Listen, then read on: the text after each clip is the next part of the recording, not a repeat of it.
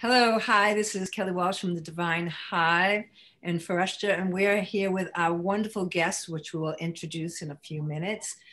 But this is Spiritual Shadowboxing, I believe, episode 18 or maybe 19, but it's either one or the other. But it is part 2 on spiritual activism. And as I was preparing for this meeting, and how I prepare is just actually going into meditation and getting some downloads. This is a little bit of a message that I received and some of the questions that we're going to segue and ask our amazing, wonderful guests. So what I received when I was meditating is one of the most powerful tools for change is doing nothing but becoming the change yourself. For global spiritual activism based on spiritual principles is healing thyself. For it is not selfish, but courageous to look inside one's heart and one's souls and facing the limitations that we have created. Separation is not duality or polarity. For our cosmos, our quantum reality, we work through the principles of duality and polarity. But separation, as I said, is neither. For up, down, black, white, good, and evil are only aspects of this polarity. What we have manifested is separation, and our separation is based on fear and judgment. Judgment as a human collective. And I do not say human race, for we are all hybrids of star nations ourselves, but the human collective. That is the polarity of our two minds, our human mind, which works within the structure of this 3D reality, and the higher supreme mind of God, or the source, or the goddess, whatever you feel comfortable. So today we're going to talk about what is global spiritual activism. And I would love for Ashta to please, if she's ready, to maybe introduce our wonderful guests. Thank you, Kellie. Thank you so much for helping us navigate what this deepening of conversation might look like with that launching pad. I am so excited to share the presence of two most incredible men I know, humans in male bodies. That I don't even know where to start, but I will say my beloved Richard is here. He is a great teacher of mine relationally, and an incredible teacher in the world of Tai Chi, it's in Taoism, mindfulness, gratitude, and many, many things that hopefully you'll be able to see as we continue this communion. And the reason that I felt it was so special to have him here is that he does this work. It's an ethos, it's a principle, it's a guiding principle. And maybe it's not labeled as spiritual activism, yet it is the work of being a guide and a teacher in this world. Yeah, so I'm really excited to have you here. Mm-hmm. Thank you. Happy to be here. Very sweet introduction. Mm-hmm. My dear friend Tony, who from the moment we met, there was just a cosmic siblingness, an energetic match of wanting to birth a new world and being the change and the light that you bring into this world. Your ability to carry all the tenderness and pain, as well as the joy and the encouragement. I'm in awe of you every time we connect. So thank you for coming back again. Yes, yep. Oh, I'm so glad that empathic communication has taught me that when someone offers you verbal sunshine like that, the only way to complete the gratitude circle is to receive it with just as much vulnerability and love as it was given. So I want to fully receive and hold that verbal sunshine with all the beauty, grace, and love that it was given, and say greetings from the LA Empathy Institute to KW, Richard, Foresta, and our fellow members of Team Humanity. Thank you for having me back. Thank you so much. So, as we get started, maybe we'll throw out the first question because, you know, in my little download, I really got a strong message about how duality has kind of got a bad rap of separation, and how we live in a world that has that duality, but we really need, as spiritual activists, to remove the veil of separation. And maybe I can throw it out to either or of you guests about what your thoughts are on that. Richard, I defer to the beloved. Well, I will accept. Thank you, Tony. And it's such a wonderful Tai Chi question, actually. It's kind of at the heart of it. The very beginning of Tai Chi talks about Tai Chi is born of Wu Ji, the undifferentiated, and is the mother of Yin Yang. And then we talk about Yin Yang in its innumerable transformations. So that's the duality, the constant play of Yin Yang energy on scales of time and space that are innumerable. And I would say our job, or my job as someone playing in Tai Chi, is to understand that play, to honor that play, to work with that play, to honor how it plays out. And in how we move, we learn about that. And to get caught on one side or the other is to fall for the story of separation.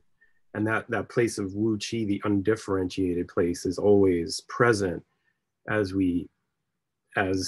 human forms are going to dance through this yin yang game. And so Tai Chi, I think, is somewhat the mastery of how to play in yin yang with duality that doesn't get caught in the thought of separation or adversarial or this against that or me against other.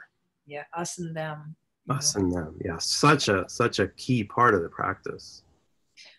I love that because I never really knew anything about Tai Chi quite like that. And you said that that space, can you say that again? Is that kind of, would you say like the void or that undifferentiated, what did you say? How did you say? Yeah, so the translation that's usually given is undifferentiated oneness. Love that. Yeah. My Chinese is limited. I pretty much work from translations. So. That's totally understand. Like I said, human is my second language, so I might make a mistake on a few words here and there. So no worries, it's all good here, right? All good. Yep.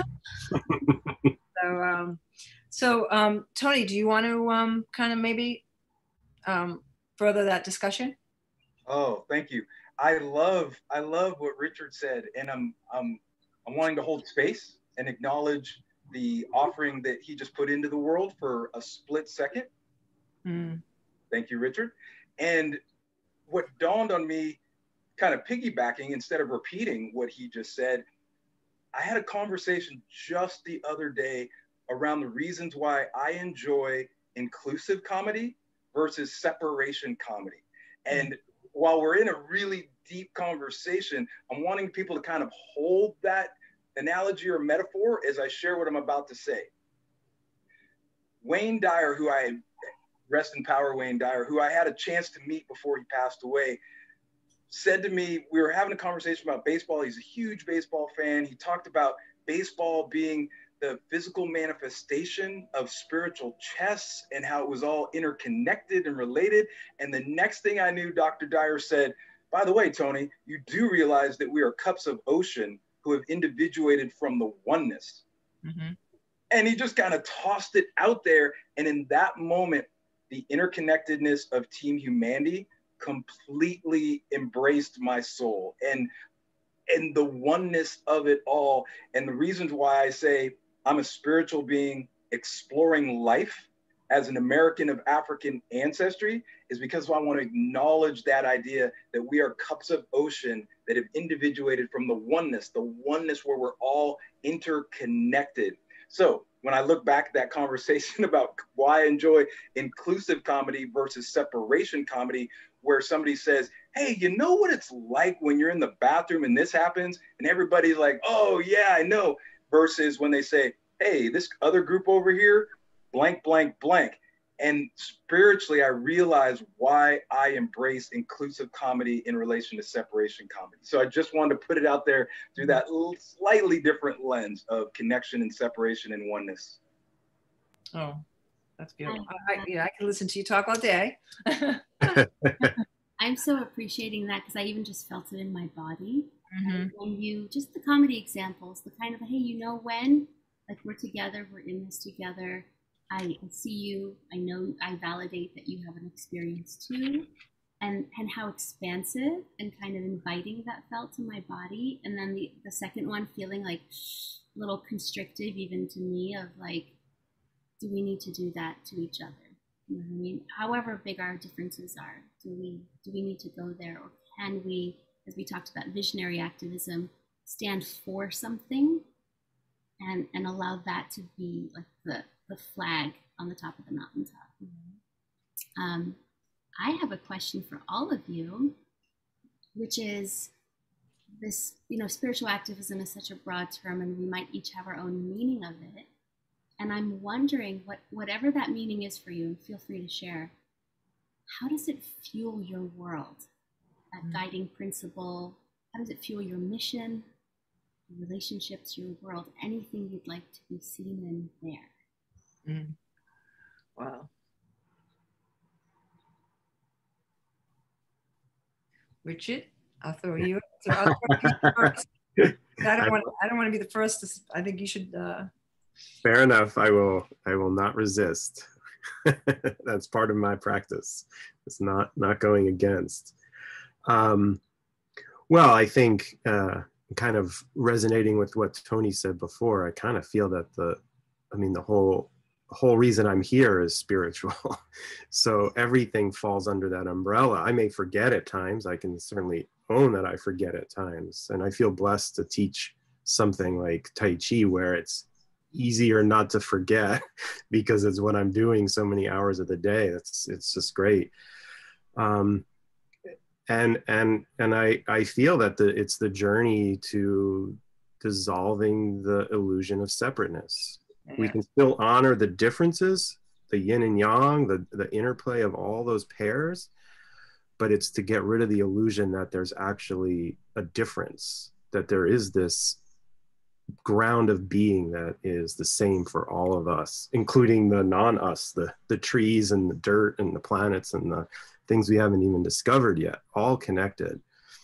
So a lot of what I do, hopefully I try, that's cooking in the background when I teach Tai Chi, when I give a Jin Jitsu session, when I, talk about gratitude or some of the stuff in the Todo Institute, that's all underlying the motivation behind those practices. Maybe even as simple as like why I take care of my health is because it's to be the best, healthiest person so I can continue to do that stuff and offering that stuff up when I do it.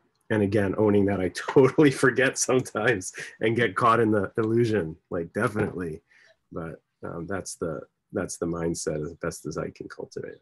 Yeah. So that to me is the activism, because it's bringing it to the world and to the other, all of us who are in that boat, I guess, who are in that story. Mm. I would love to say something about that, because, some of the things that I wrote after, is a tapping into, I feel like maybe it's a tapping into the polarity, not to be afraid of the polarity, to tap into it and to tap into the diversity. Well, and what I wrote is without the misguided vision of separation. We wear those glasses of separation. And I think by understanding that we have the polarity of two minds, a human mind and a divine mind that we share within this human form, that by understanding that it's the mind that can create the emotions. And that emotion of fear that keeps us rooted in separation is something that us as people that want to become an activist, spiritual activist, or any kind of global change, I think that we really have to understand the connection of the two minds and into our heart, and the connection to our emotional bodies as well. And, in my own professional life, I'm a photographer.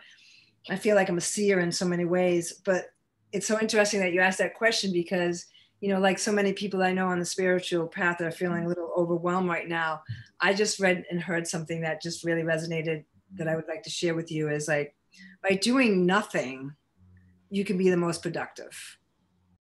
In the sense of by digging deep into your own sense of that duality within your own as form and spirit, right? And understanding that you can do the most work because it's that inner work that we talked about earlier, that inner work that we all need to do because it becomes that ripple effect. So even though I have that type A personality, I gotta do what I gotta do. I gotta write my book. I gotta do this podcast. I gotta do that. I feel like I'm kind of pulling back to do less so I can be more in my own spiritual practice. Does that resonate with anybody else right now, feeling like a little bit overwhelmed by everything? Just want to go hide on the beach somewhere.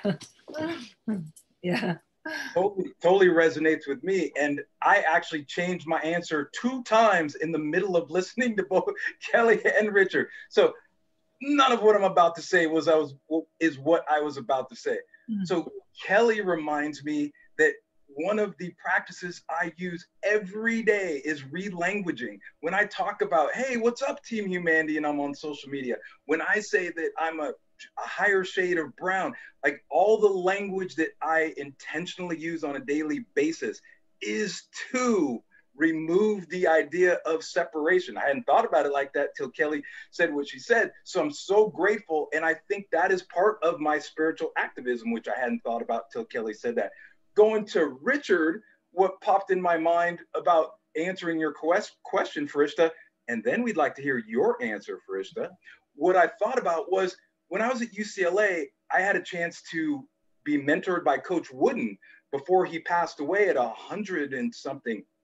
And what he taught me was that a coach, well, not only, he taught me that I needed to delete the idea of perfection and upload the construct of excellence, because he said that perfection had a psychological ceiling.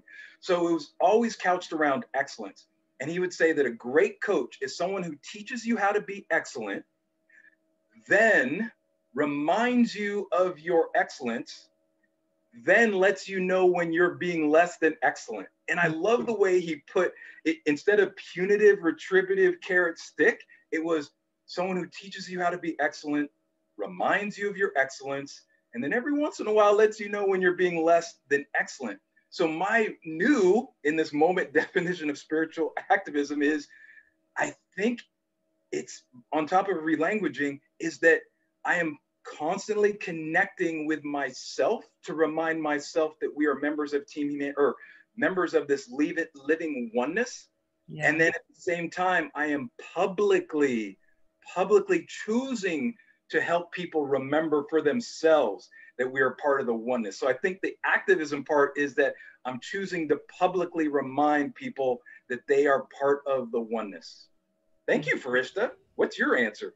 Oh my God, such juicy answers. And like you, Tony, it's like, oh yeah, me too. Oh yeah, that. Oh yeah, like it's so wonderful to lean back and hear, because I'm relating and resonating with so much. I really love how each of you are clear, and even just getting clear in real time on what this means to you, which is beautiful to behold. For me, when I was little, my mom asked me what I wanted to be when I grow up. And I said, I want to lead by example. I wanted to be an exemplary human. Wow. And she was like, okay, cool. I don't know what to do with that, but awesome. And I had no idea the trials and tribulations I would face growing up, and the way I would, claw and walk myself back home to myself. So I noticed a lot of the harm I created was from my own disconnection to self, to the love, to the, I call it unconditional affection and high regard towards oneself. So my work with my clients is often to nurture, that's my archetype, to nurture their ability to walk back home to themselves, to get connected to self so that they can truly connect to others, knowing there is no other. But, this idea that people who are disconnected from their heart, from their mind, from their experience, from their truth, are going to create disconnecting experiences with others. So that's been my rebel yell these years is, you know, if you're at home, then you can be truly in service of this oneness. And the duality, that interplay. I love that word, Richard, like the interplay, the dance of human animal, human spirit, right? And how do we keep moving through these layers of, oh, my scared animal's up and I want to act with an integrity, right? How do we live in that and quality of this work? So I'll bounce it back to you.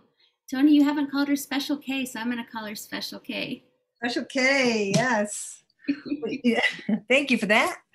By the way, talk about languaging. I just love the way you speak. I do. I love it. Coming home to yourself. What a beautiful concept. And I think, we can talk about spiritual activism, for the next 45 minutes to an hour, but really, how does that play out in this 3D world? It's so funny because I'm going to share some of the cards that I pulled earlier, and I pulled all women. And this is, it is a time of divine feminine energy. I don't want to get too woo-woo, call it energy, female energy, masculine energy. It doesn't have to be divine, but, that we have two aspects of our brain, the left and right hemisphere, which each represents the feminine and the masculine.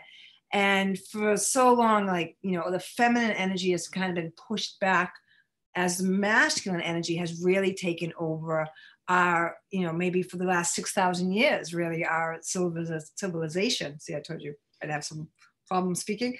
And so how do we embrace this feminine energy? So basically what I have is the first card was this one. See? And this one is the feminine energy of going inwards and that intuition, which is so related to the feminine energy. Intuition, being, allowing, receiving. We're in a society where it's go, go, go, do. And then that judgment, that separation just kind of gets like a tornado wrapped in all of that as we are on our personal crusades to find something, right? So following this intuition, the next one is, this is an action card, a feminine action card. Transformation through the fire. So I guess my question to you guys, and whoever wants to say it first, is how, as we're learning more about the integration of these energy, the female and masculine, how do we integrate that into the human mind, the human animal, to allow ourselves to come home and integrate that, to make physical changes in this world? I mean, really, it's I think the first thing we talked about is changing ourselves first. But we're doing that in our own personal struggles, but how do we bring that out to a global scale? Answers. Sorry, I get long-winded. Gonna shut that channel off. Go ahead. Fresh, maybe you can answer and start first. Well, I was holding this one discernment for me personally, because I hear a lot of people saying the future is female or feminine, and the patriarchy, and again, some separation mentality. And exactly. I have a deeply wholehearted belief that the future is union and balance.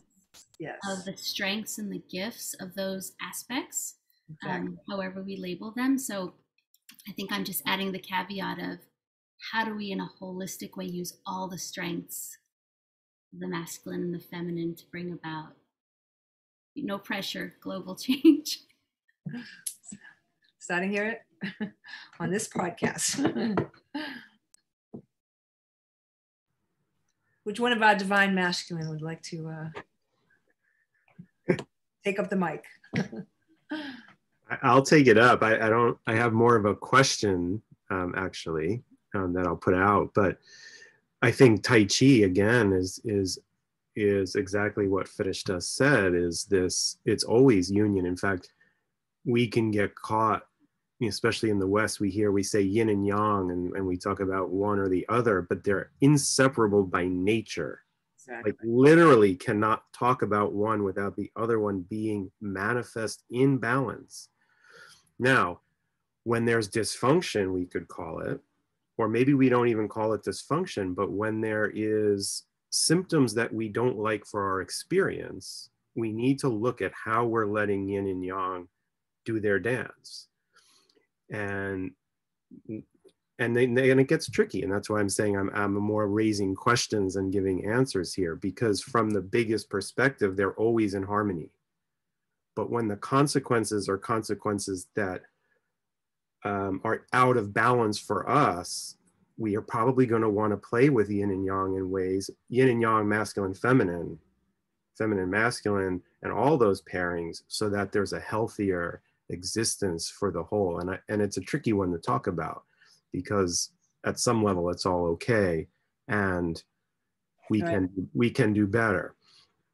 One thing I would add as a Tai Chi player, because it's such an interesting part of this topic, actually two things. One, we've been talking about this a little in the school, and my thought, which is more of a question, or it's a thought, but I wonder, I'm happy to hear challenge as I put it out there, which is unhealthy, out of balance, dysfunctional masculine tends to have successful outer results because it's overly aggressive. It's the greed that takes stuff from the planet and is a strong hierarchy in government. So it looks successful from its own measures. And so I think it perpetuates the myth for a long time. And that's where I see there's a big challenge. Yes. And then just the sort of counter to that, which is one of the things I'm drawn to Tai Chi, is even all that stuff I said about balance, we still put the feminine first, right? It's a yin first practice. It's a receptive first practice. So even though they're in balance, the Taoist example is water will wear away the hardest of substances over time, right? So there's still this favoring of the adaptable, flexible, mysterious feminine, even as we honor the balance. How we apply that, given what I said earlier, I ask that question a lot. I think for me, understanding the energies, which is part of what I teach, lets us be informed to make better decisions. But I certainly see the challenge before us. Yeah. So. You know, I'm going to let you, I just want to pop in because it reminds me of this. And I don't know who told me this, and I don't know if it's even true, but somebody mentioned that, you know, American Indians, before they made any decision to go to war or to move or to anything, they would have a council of women first. And the women would receive intuition and information, and then they would share it with the men, and together, collaboratively, they would make the decision. I think that's what's missing in the paradigm of our world, our government, and what's going on. Nobody allows themselves the stillness to receive first, which is the feminine. They want to be, like you said, and I love how you said it. It's like, you know, from our 3D perspective, they look successful because, you know, they have the money and they have the power and they have the position. But, you know, right now is the time to create the new world, to change these paradigms. And I think that wholeness, that balance is to be able to sit in silence, because that is the energy of the feminine. And how do we teach that? We teach that to our young first, but how do we change what's already in place? Tony? Ooh, what a juicy question. Thank you for both juiciness, Special K. I'm thinking of what Richard said, well, what Richard has said a few times about being a Tai Chi player. I've been taking that in and kind of like rolling it around. I like that he's saying Tai Chi player. I've never heard someone say Tai Chi player. And then all of a sudden, in this response, he added the idea of that a patriarchal energy has seeming results in relation to their version of measuring those results, which I found just an amazing perpetuation of its toxicity in a way. Where I was going to go to at the very beginning of answering this question in relation to those two things is I keep thinking about Simone Biles and Naomi Osaka, and I'm thinking, yes, we are leading with kind of the feminine when we talk about spiritual energy. And at the same time, here are these real world examples of two women on the biggest stage in the world deciding to put their spirit, mind, and body first. And I just think, talk about the feminine leading the way, we are seeing it in real time. And then as a trauma-informed empathy coach who specializes in nonviolence for communication, I thought of it from a trauma perspective when Special K talked about left and right brain. And I thought, yeah, one brain is creative and empathic. The other side of the brain is logic and strategic. And then Richard jumped in and he basically described the logic and the strategic and sometimes ruthless on the other side. And so I put all those things together, the trauma, the feminine, spirit, mind, and body, two real world examples. And I'm thinking what I've learned from sports and spirituality is the balance of the two is an amazing combination. For those who are listening or watching, before we jumped on, I talked about sports spirituality, where I did kind of like a rev up mantra in relation to the kumbaya type of mantras and practices that many of my spiritual folks do. And I think there's a balance in there that is really important and might be the answer to the second part of the question. How do we do this? Well, instead of going all the way to the spiritual kumbaya side, we bring in a little bit of the rah-rah sports side without the punitive, without the retributive, and just be spirit, mind, and body like we were meant to be. Exactly. Very good. Oh my gosh, I'm just blown away by all of this because I feel like these tendrils could go in so many different directions that have richness and depth here. And Tony, yeah, I'm really feeling into it. I can feel it even holding my hands up, this balance that feels natural, is holistic, feels even wholesome, dare I say, like just an organic way to live that's not turned this way kind of strategically or turned this way strategically. And I think of my work so often with clients is I'm thinking about shadow work right now, right? Where your joy is, it's often hidden in your pain, right? Your aliveness is hidden in those places you've dampened. The gold is in the place that seems like it's dark. And Richard, your ability to so eloquently name like faulty metrics, I think that's what I'd call them, of like the people with a certain mentality that's not working also create the metrics of their success. So it's like you're grading yourself. What? Yeah. And I consider those faulty metrics over, those people can get really far and be successful in a lot of ways and be very limited in their relationships and in their joy and in their aliveness still. It's where people have those midlife crises. It's where people kind of feel empty, but look really great forward facing out there. And I still think the psyche knows deep, deep down. I've seen that at work. And sometimes it's a lot easier to stay in a very deeply strategic place because of the accolades, the celebration, the contribution. And I think it's really scary to go, wait, if this isn't my identity, then who am I? Yeah. Who am I really if that buried treasure has been, below the earth for 4 decades, let's say? That takes some courage to make that kind of pivot in one's life.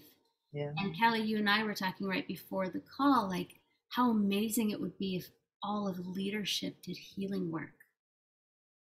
So that's my next question to all of you is what could that provide if we're talking from the CEOs to the chief of police, really everybody could benefit, right? Yeah. But especially the people who are making decisions, leading, making decisions. What would Tai Chi serve? Empathy, Kellie, just meditation, for me, shadow work. Like, how could the work we are doing and anything else you want to share really help create a better world? Because I'm about like getting to the leaders, the people who are also creating probably the most impact. So I'd like to go.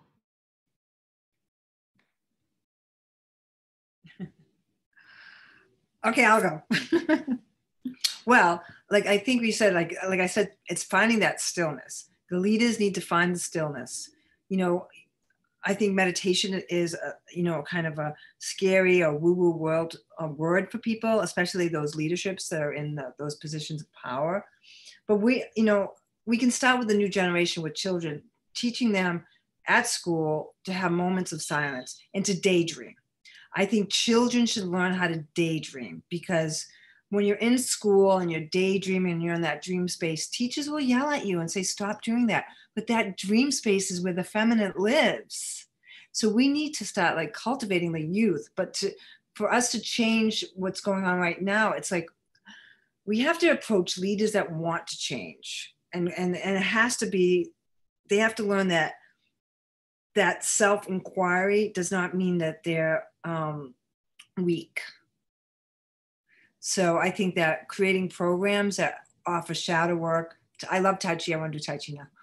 And what Tony does with his communication skills and learning how to change the language. I think it could be something that is presented to small businesses, larger businesses. It needs to start somewhere. I don't know. Somebody have the answer for that?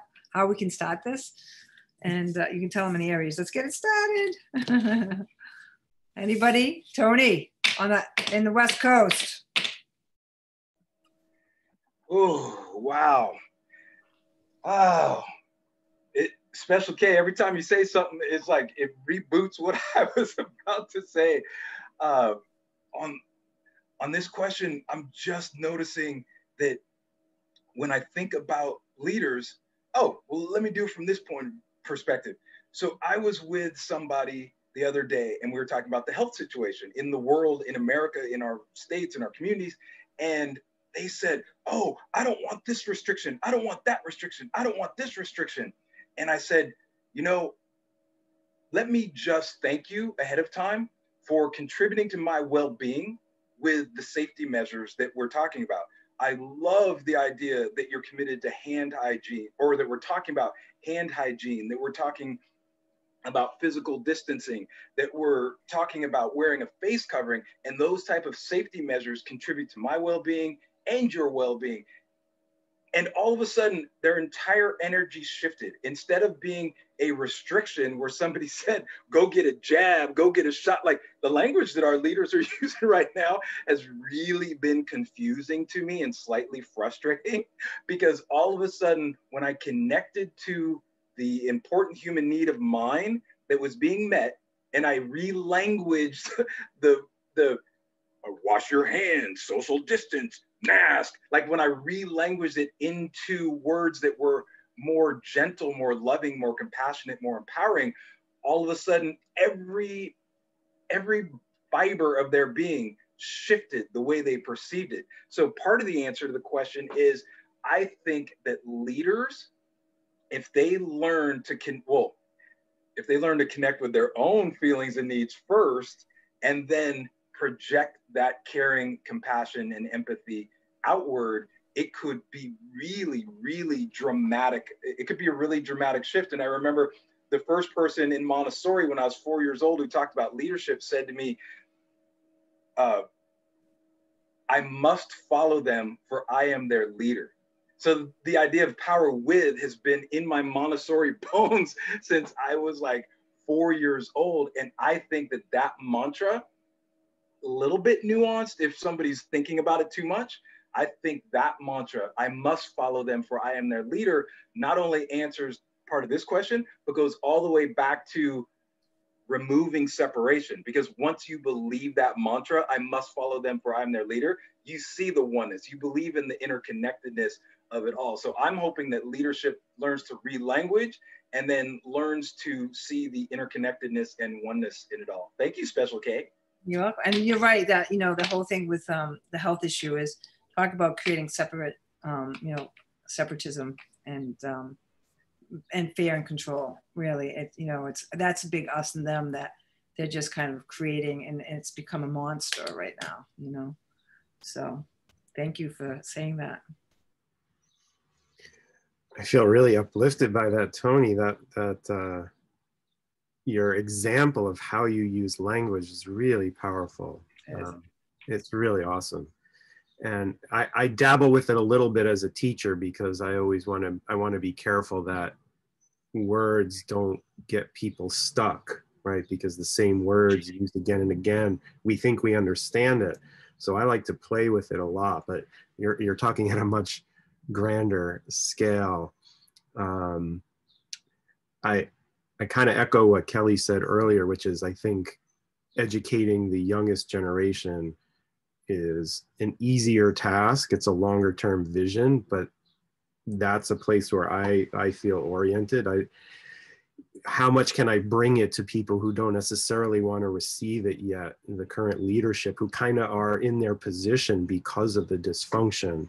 I'm certainly hopeful and open to it, and would love to come up with ways. I'm kind of looking more from the grassroots personally, like just keep laying those foundations for the people who are already somewhat inclined, and strengthen from there. And I'd love to I'm totally open to ways to bring it to people who already hold some of that. It makes me think too, like a lot of people that are in those positions they're a reflection of how we all think as a collective. That's how they got there. So if we can change how we think on that ground level, we're going to manifest new leaders. And maybe we don't need to fix the ones that are there, but we're going to start giving rise to more compassionate ones, the ones who recognize that I'm not separate from you. So why it's not in my interest, because you're part of me, to have you not have health care, to have you not have a minimum wage that lets you live above a poverty level, to not have you have a social security that guarantees you some kind of basic income after retirement that lets you live a decent life and share at that age your wisdom with the younger generations. If we can get to that place where the illusion of the separateness is less, then how we think about it will almost naturally come out. And I want to say one more thing. I love how what you shared, Tony, totally locked into Tai Chi for me. I'm going to quote scripture here, Tai Chi scripture. Gradually you can do what you want. The essence is to give up the self to follow others. And that sense of the following is because I don't see separation. So of course I'm going to follow, because I'm intimately linked to that. And that's what lets me actually do what I want, because what I want is going to be in line with a much more collective vision at that point. Such a beautiful connection there. So I really love that you brought that stuff up. And I love that so much. And the vision that I'm keep getting this vision of, instead of the human race, if we look at ourselves as the human body, right? So the limbs are connected to the torso, the fingers, everything is interconnected.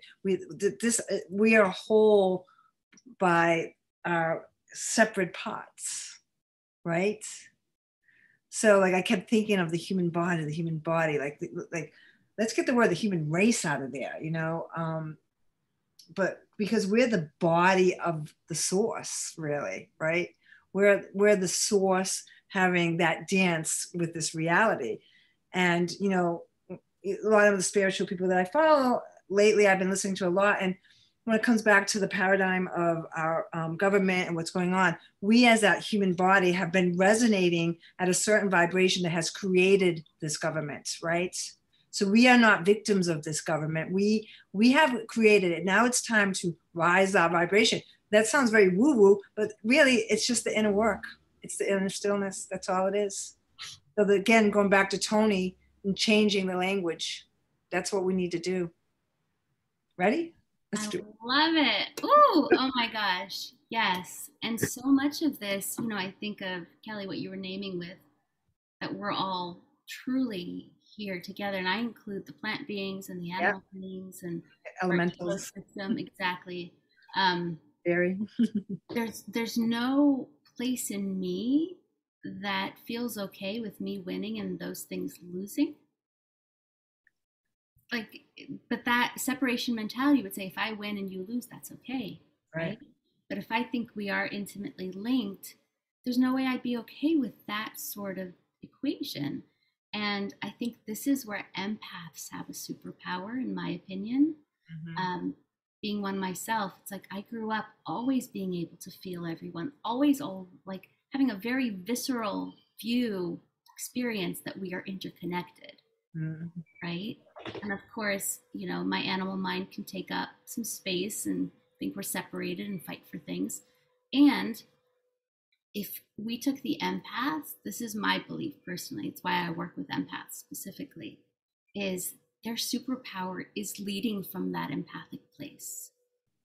Being in the stillness, sensing what wants to emerge next as the future of a company, the future of their life, the future of their family, and actually trusting their experience enough to move forward from that intrinsically motivated place. That's not the social interjections coming in. That to me excites me about empaths. I don't know that most of them realize how cool of an offering that is, that they are already attuned to this truth by their very nature and their very sensitivity, and that sensitivity could teach others sensitivity. Yeah. Love that. That's so juicy, so good, you know, because, you know, being empathic, you know, too, as say, you don't even use the word empathic, but as a sensitive child growing up, again, with this, you know, and I don't like to use the word toxic masculinity, and I just did, but I think it's, again, Tony, we're going to have to kind of lean into you for this whole rebranding of the human language. Thank God it's my second language. My first one's light language, but, you know, it's like these sensitive children that they're kind of like taught not to be sensitive, you know, and they're taught to, and often they experience trauma, you know, because of their sensitivity. So again, it's going back to what Rich said, and we all said about, you know, the easiest path, and it's the long game, is working with the children. But I think it has to be a three-pronged approach, right? So, and maybe we start with local government first, you know? I don't know how we, like, I love having these podcasts and these discussions, and I think it's time now to sit and wait and do nothing to be, but I think there will be a time soon that once we receive, we need to have that action. And that is the integration into the whole, going back to the Tai Chi, listening to the feminine first, and then move with that divine wisdom. And I love what you said, Tony, about learning is remembering, because I think that is so important right now. I love that, Tony. You want to share about that? Because I have so much downloads about that lately. So why did you put that up? Because I looked at that, I was like, woo! When Farishta said the part about, Farishta, will you quote exactly where you talked about sending yourself back home, taking yourself back home? Will you share that again? Yeah, the work of walking yourself back home. Walking yourself back home. I love that. I'm going to type that. And then I immediately just remembered that in my success journal that I read once a week, which is now 20 years old, and it takes about 2 or 3 hours every Monday to get through the entire thing. But one of the quotes is, "Learning is remembering," from Socrates. And I've held that so close, and it's so short, so easy to remember. And as soon as Frista said that, I was like, yes, learning is remembering. And it just, the idea of oneness that's connected with that idea is just so rich and juicy for me. And it actually reminds me that when I'm doing empathic racial healing webinars, we have this quick little carve out where I say, follow your intuition, that guiding energy source that comes from love and abundance, but don't be led by your out-tuition, the projection of prejudgment that comes from scarcity and fear. And as I'm listening to this conversation today, I realized that what I'm basically saying is follow your interconnected oneness, but don't be fooled by separation. Like, that is literally what I'm trying to say in that long quote about intuition and out-tuition. And this conversation about spiritual activism is saying is, hey, connect to the oneness, dude. We're not separate parts or separate pieces. We're not different races or we're not separate races or different colors. Get on board, brother. And how we do that, I guess, is the next part of the conversation.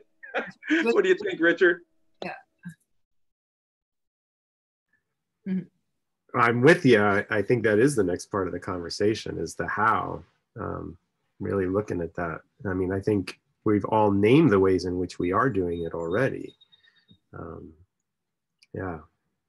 I mean, I'll come back to really sort of very basic stuff in what I do in some of my classes as a microcosm, thinking about the human body, both the macrocosm, as Kelly was calling it out, but a lot of us, we come to Tai Chi and our body's not even working together. You know, my part of me is forcing other parts of me into position. I'm straining myself, and that's sort of the out tuition, right?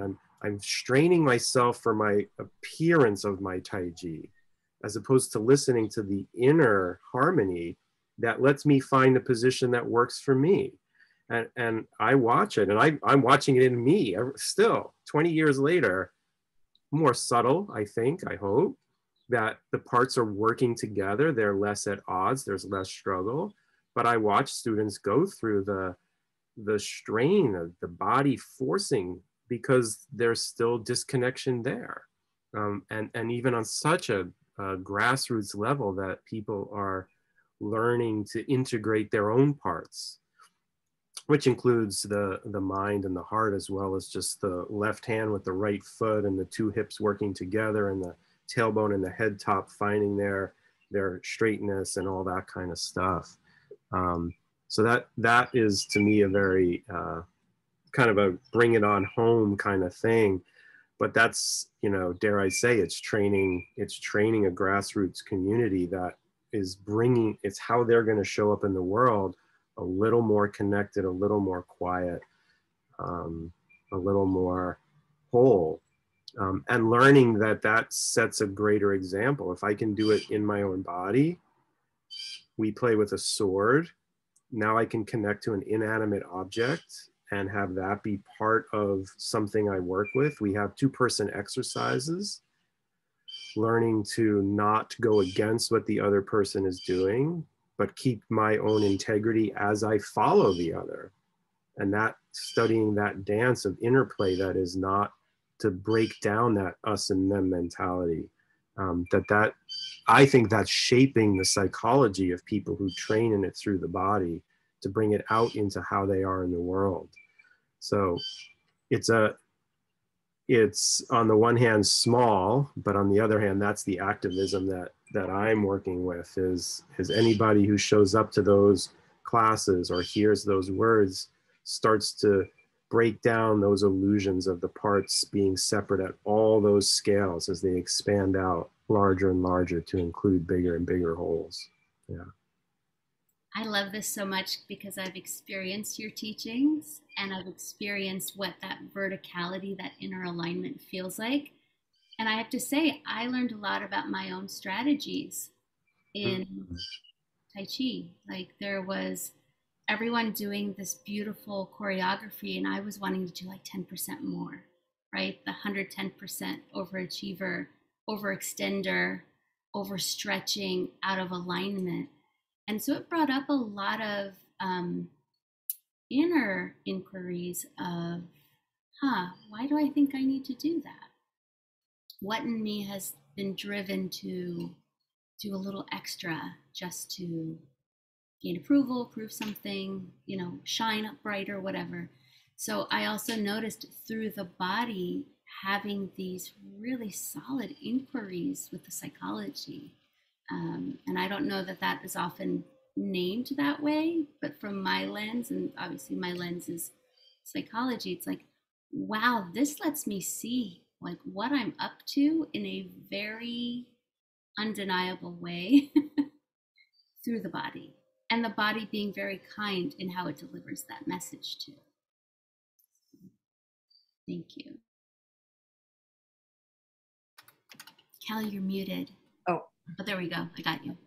I said, I love that we keep bringing this conversation back to the body. And I keep, you know, as a, you know, one time ago, born again Christian, ex-Catholic, I keep thinking of the body of Christ, you know, and I know that wording Christ could cause some problems for some people.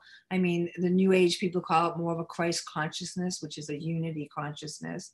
But that if we rename it, and since we're talking about language a lot, into the body of the source, or something that can resonate with people, that they can wrap their heads around and not have that judgment cloud them so they start to separate, you know. That we understand that, you know, moving away from the word human race, that we're the body of Christ, the body of the source of the, you know, we are the body in movement. So, and I do feel like meditation is wonderful, but I think like the next step, meditation, but is to prepare you to move. That's what meditation was for. So, and I think the next step is, you know, learning that stillness and then taking it into the world through movement. And Tai Chi, you know, I'm sold. Where do I sign up? I'm going to take this Tai Chi class. You know, I'm a boxer, so now I'm going to do Tai Chi. So I think I'll bring it down a bit. So, yeah, I think that, you know, this has been such a great conversation, because I think that for me, I'm starting to see little baby steps of how we can create the change. I don't know about you guys. Are you starting to feel that way too? Yeah. I am, absolutely. It seems like every conversation we have moves us a step closer to both inner clarity and inner unity around our clarity, which will project externally. So it's like we're on dual tracks, where we're fine-tuning this conversation, and every time that we move away from this space, we're able to share it with people in a way that helps them understand the conversation a little more. So I am totally down with you, Special K. I am loving this conversation.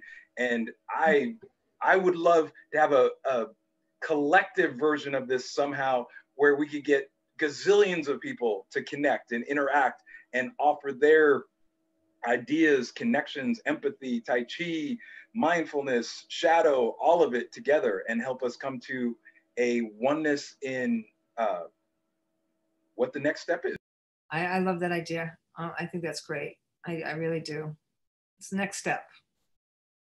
Yeah, summit for everyone who is ready to, you know, I wrote a song called like Calling All Angels, right? Like just like calling in everyone who's got medicine. So calling. Right? And then in a way, cooperatively sharing each other's medicine with everyone, like that abundance mentality. Hey, I know this person that could help you with that. Hey, I know this person that could help you with that. And literally just bringing that beautiful medicine from our core gifts, from our unique stance out into the world, and making sure everyone else gets to do that too. And that is the new world. Amen. That's heaven on earth. Yeah, so we're amazingly at our hour, and I want to allow a little space for each of you for, you know, anything you want to be seen in, anything that has is burning to be shared as we slowly and gently, you know, close this time together. Just leaving the floor open for whatever feels important and vital to share.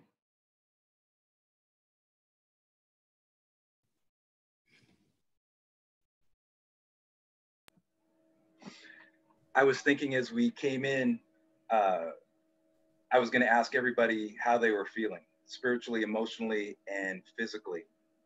And what I love about that question is it's both connective, and yet it also reboots people's computers. If they haven't heard that terminology before, they're like, what? There's 3 versions? Spiritually, emotionally, what's going on?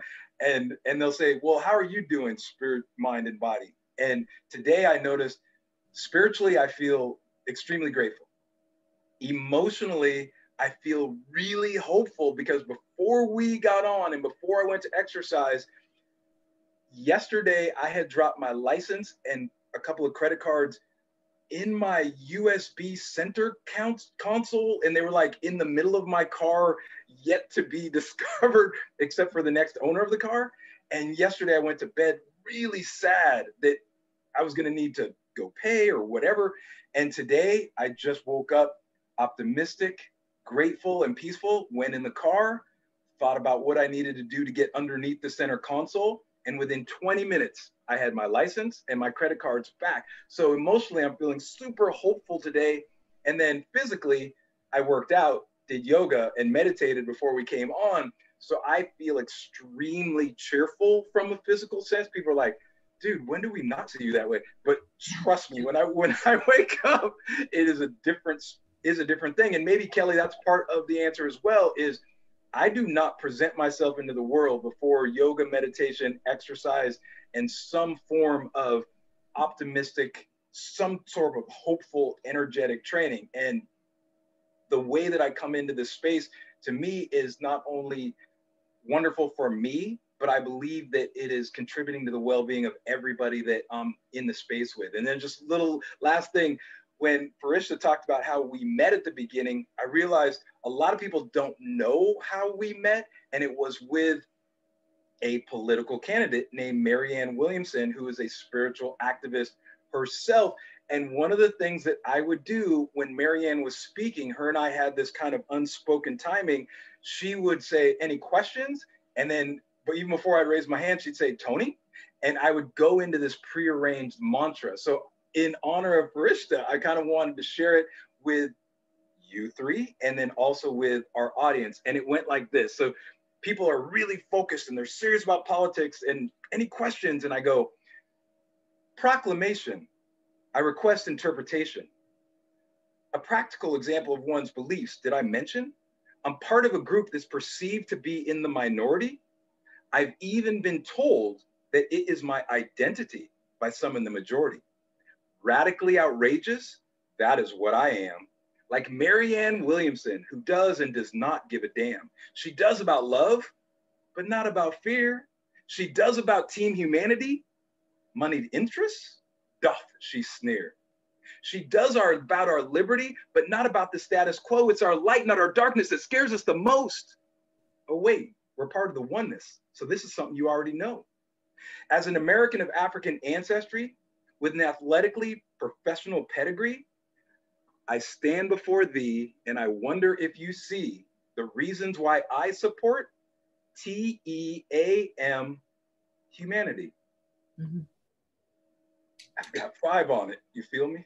Yeah, that's awesome.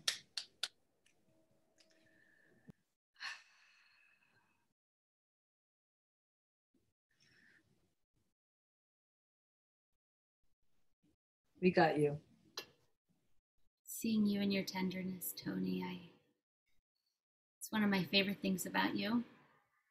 It is what has your light shining through, that you care so much, that you believe in this so much. And I just appreciate you bringing that, letting us in, and also modeling it, that we can be fierce and tender and devoted and committed and, have our days, right? Like all of it, just permission for all of it to be welcome. And Team Humanity is my favorite hashtag since I met you. So thank you for that as well. I used it today. I loved it. Yeah. Well, thank you so much. This has been amazing. I think one of my favorites so far. They're all amazing conversations, but I just loved the direction, the flow of this conversation, and some of the, deep subjects that we touched upon, So again, thank you, and lovely to meet you, Richard. Lovely to be here. Thank you so much for the opportunity. Tony, really juicy, really good. Anything else you'd like to share, honey? I'd share a few things. I think I knew we were in for a good conversation with what Kelly brought right at the beginning. It's like, oh, that's right in line. Like, I'm ready to roll.